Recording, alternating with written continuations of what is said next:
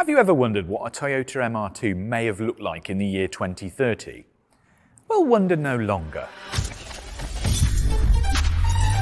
This is the Toyota FTSE, and a completely brilliant and utterly literal naming strategy that stands for Future Toyota Sports Electric, and it's supposed to demonstrate how we're going to engage with electric performance in the very near future. So, what do we know? It's probably the spiritual successor to the MR2 and competition for an electric Porsche Cayman. It's about the same size as something like a GR Supra, but with a very definite mid-engine feel to the proportions. And the thing is, while the GR Supra is a front-engine car, if you talk to me about a sporty, compact Toyota with an engine in the middle, I immediately think of the Mr. 2. Because I'm old. But while the MR2 stopped production in 2007, and this car is a lot more Blade Runner, if you look at a Mark 1 first generation MR2, there is a definite kind of vibe resemblance. This is just me, isn't it? It's not traditionally pretty, but it certainly is interesting and detailed. So it's a smallish car with short overhangs and quite a busy design. I do think if you were trying to describe this car to somebody over the telephone, it might sound like a bit of a mess, but now that I'm stood next to it, it just kind of works. It's got a kind of mini, angry LMP1 racer vibe to it. Now, Toyota does say that this car demonstrates advanced aerodynamics, but it doesn't go into too much detail. But this certainly looks like it's going to move air in some very interesting ways.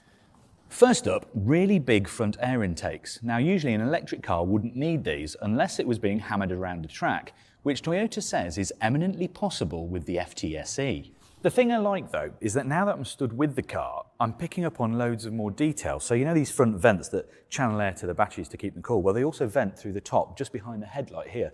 And then you can almost see the pathway that the air takes down the side of the car, past these really groovy wing mirrors. And then it comes up to the rear wheel arch, and then it's been sort of chopped off in a flat plane, and it comes up into this shark fin of a rear light, which is a little bit of theatre because it goes all the way down there. And then that kind of typical GR rear spoiler and a big Venturi underneath. The one thing I did notice that I quite like though are these. So when the battery gets hot on track, they pop out for extra cooling.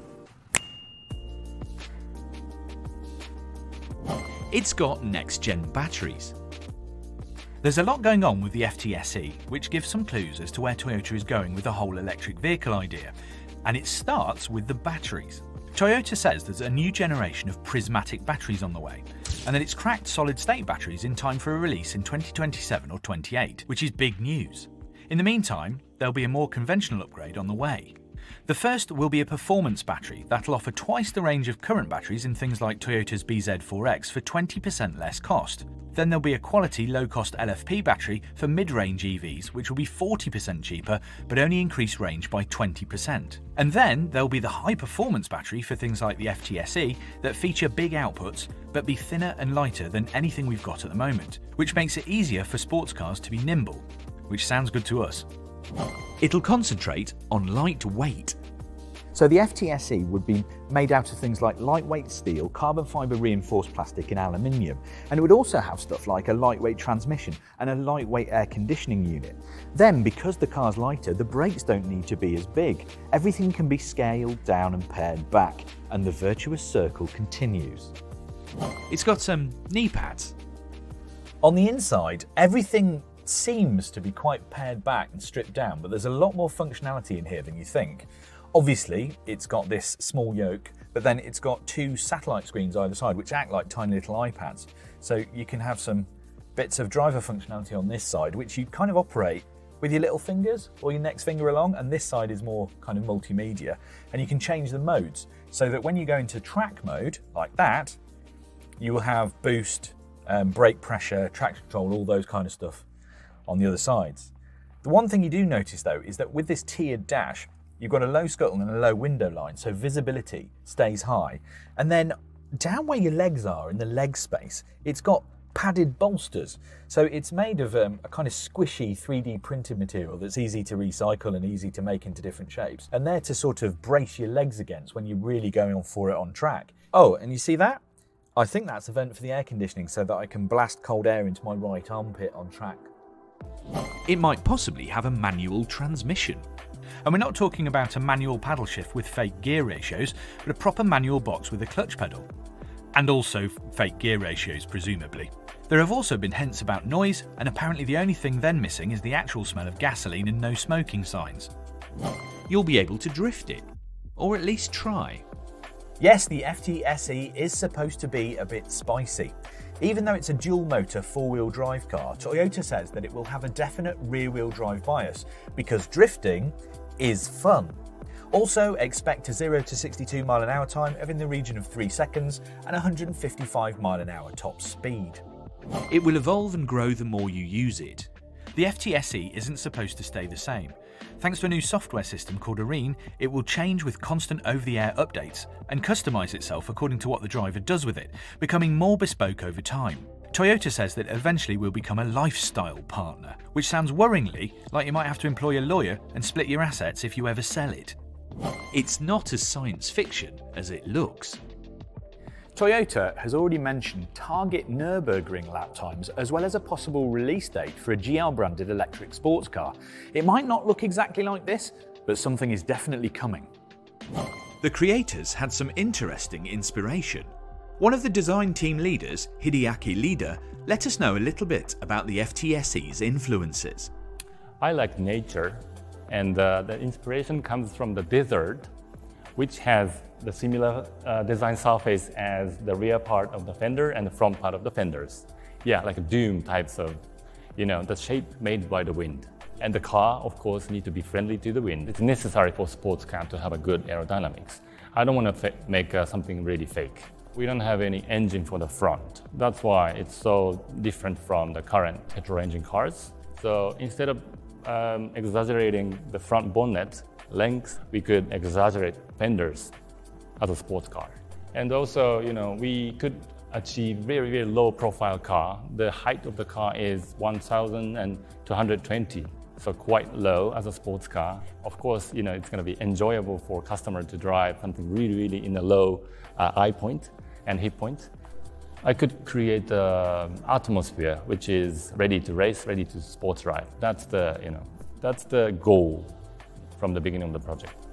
So there we have it, 10 things about the Toyota FT-SE that give us a glimpse into Toyota's future. What do you think? Is this the next MR2? Can electric really live up to the hype?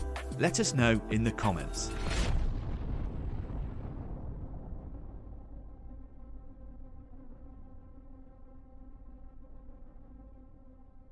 Get on with it. What you looking at? I go. Huh? Okay. I go. What you looking at? Okay. Okay. Yeah. Okay.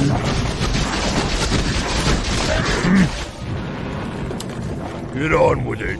I go. Okay. Huh? Get on with it. Tower is under attack. I go. Okay. I go.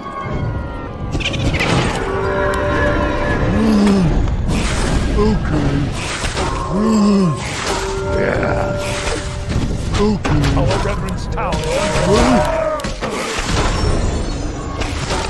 Killing spree. Dominating. Double kill. Our Reverend's Tower is Killing spree.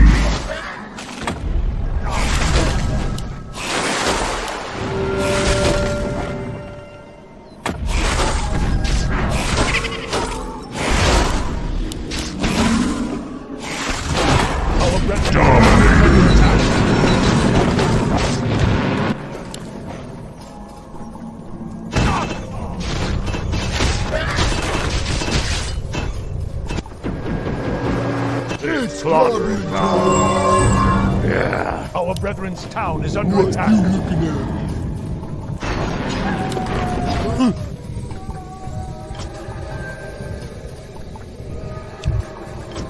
Get on with it. What you looking at? Yeah. Okay. Yeah. Okay.